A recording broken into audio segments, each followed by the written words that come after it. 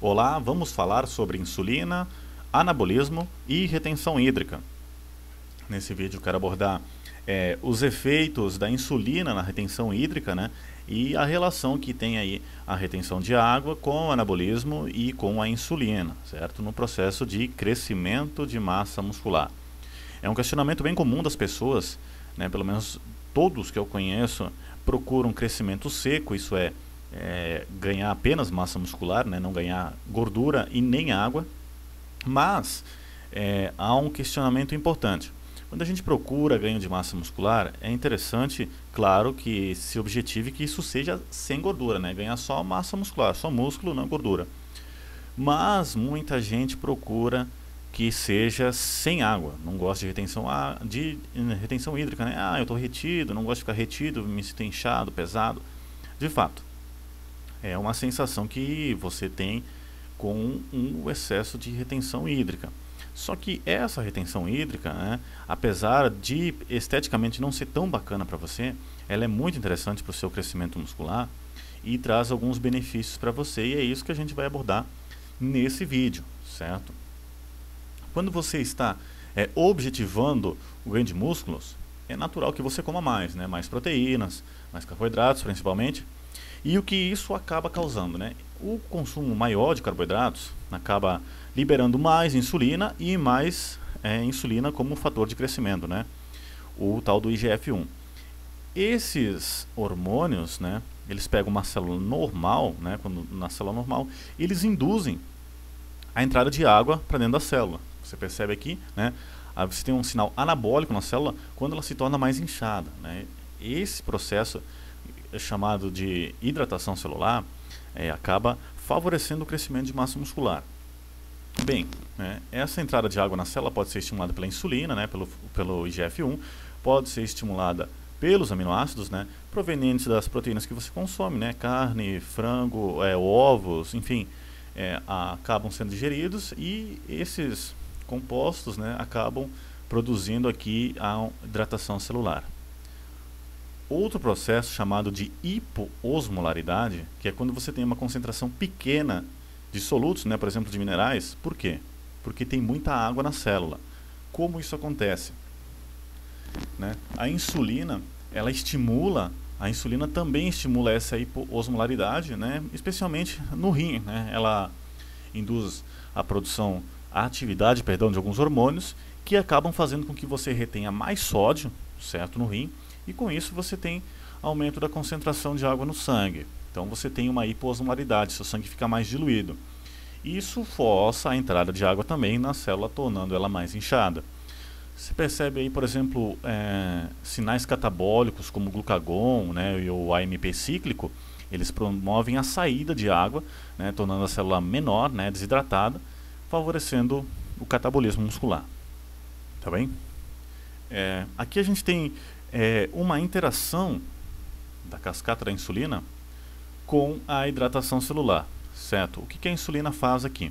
Você tem a ativação do receptor de insulina, né, pela insulina, óbvio, ou pela insulina como fator de crescimento, né, desencadeia a sua cascata, PI3 quinase, né, e essa PI3 quinase, ela ativa o cotransportador de sódio, potássio, cloro tipo 1, certo?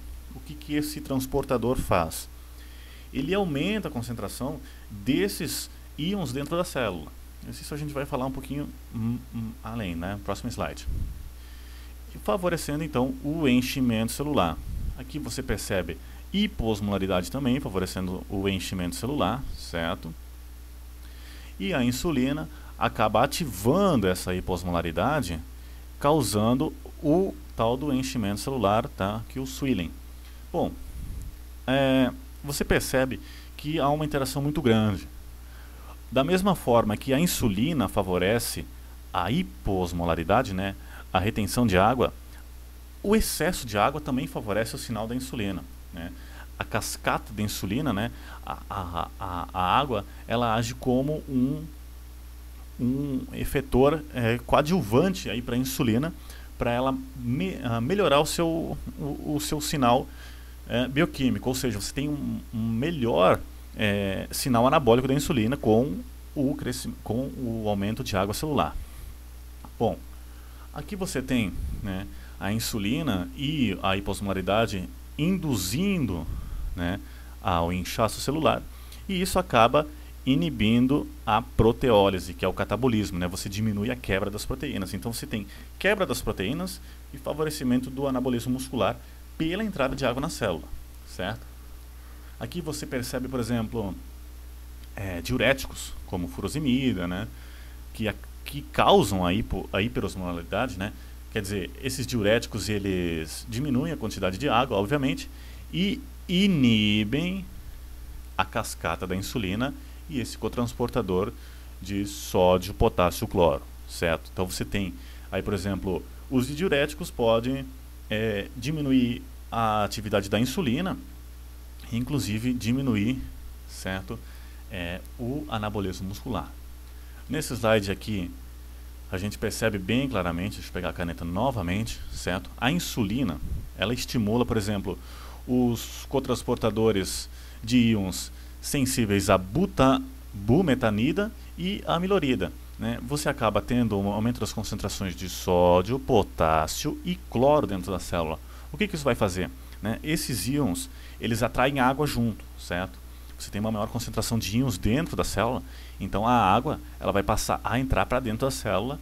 Como você percebe aqui, né, a célula começa a ficar maior, né? Você percebe que a célula é bem maior que essa daqui, certo?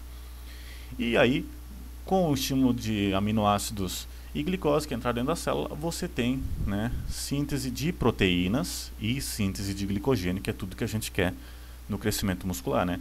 Aumentou a quantidade de proteína, aumentou a quantidade de glicogênio, que é a glicose estocada no músculo, né, utilizada durante o exercício, enfim.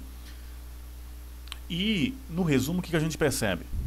Insulina estimula a entrada de íons dentro da célula, esses íons carregam água com eles, certo?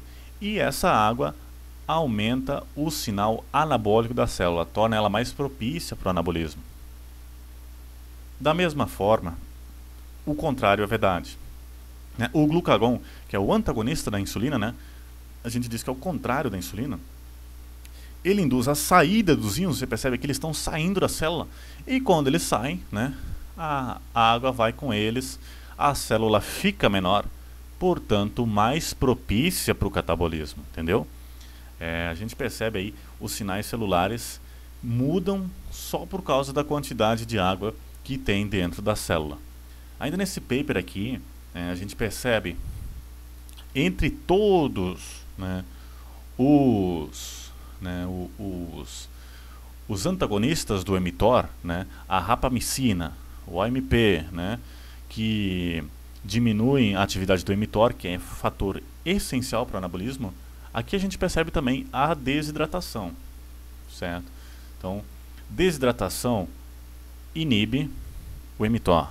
mTOR inibido, ele vai inibir a síntese proteica, ele vai diminuir a síntese proteica, né, e você tem aí menor ganho de massa muscular. A gente percebe, então, de maneira bem fácil, bem resumida, que a hidratação celular é importantíssima para você ter crescimento muscular.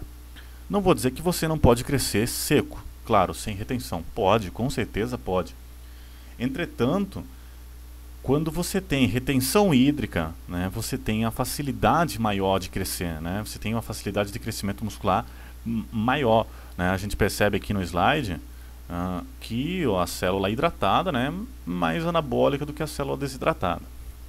A gente percebe exemplo prático aí, né, aminoácidos que causam hidratação celular, creatina, glutamina, né, que aumentam a entrada de água, por exemplo, também os hormônios que têm maior atividade de hidratação, né, a gente traz aí o Dianabol como exemplo, né, coincidentemente também são os mais anabólicos, né. Eu já vi muita gente que fala, eu não quero tomar creatina, por exemplo, porque a creatina vai me trazer retenção hídrica. Bom, tem evidências aí de que a creatina ela aumenta a retenção hídrica sem alterar a distribuição de fluidos, quer dizer, ela aumenta a concentração de água dentro e fora da célula. Então você tem uma atividade anabólica maior por causa dessa entrada de água na célula. Enfim, Crescimento muscular, livre de gordura sempre. Agora, livre de água não é necessário. Por quê? Essa água é muito fácil de tirar, né? Quando você está retido, uma abordagem dietética nutricional correta, em poucos dias, né, menos de uma semana, você consegue eliminar esse aspecto desidratado e passar a ter, né, aquele aspecto só da massa muscular, aquele aspecto seco. Gordura corporal, claro, demora mais, então o que a gente objetiva no crescimento muscular é não ter ganho de gordura. Mas inchaço não tem problema, como a gente viu aqui, a hidratação celular contribui bastante para o crescimento muscular, né, e para evitar o catabolismo.